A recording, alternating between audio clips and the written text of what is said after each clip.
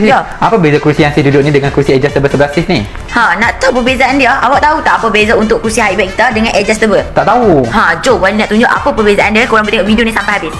Korang yang Wani tengah duduk sekarang ni adalah kursi high back mustul tau. Okey, untuk kursi high back mustul, okey, untuk kita orang punya kursi dia boleh support 120 kg tau. Dan dia kalau korang nak tahu, untuk kita orang punya kursi high back mustul dia boleh cover sampai dekat bahagian kepala. Dan yang paling best untuk bahagian kepala punya spine tau. So kalau korang nak sandar pun dia memang sangat-sangat selesa. Dan yang paling best untuk kursi high back kita, untuk bahagian seat dia punya jenis double layer tau. So kalau korang nak duduk pun dia memang sangat-sangat selesa. Dan untuk dia punya kelebaran untuk kursi high back adalah 57 cm tau.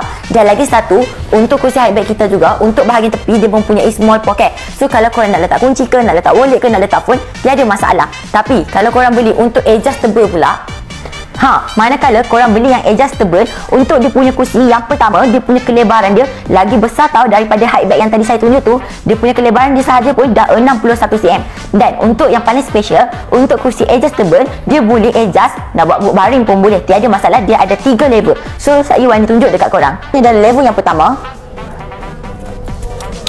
yang ni adalah level yang kedua, dan yang ni adalah level yang ketiga. Jangan risau juga, untuk kita orang punya kursi adjustable pun, untuk bahagian side tepi dia mempunyai storage pocket juga. So kalau korang nak letak kunci ke wallet ke boleh juga. Dan dia boleh support sehingga 120 kg tau. So kalau hampa nak yang boleh baring, korang boleh pilih yang jenis adjustable. So kalau korang berminat yang mana, high back ataupun adjustable, korang boleh tengok dekat beg kuning. Dan jangan lupa korang boleh tengok video sampai habis. Dan jangan lupa korang boleh tekan button follow juga tau. Bye.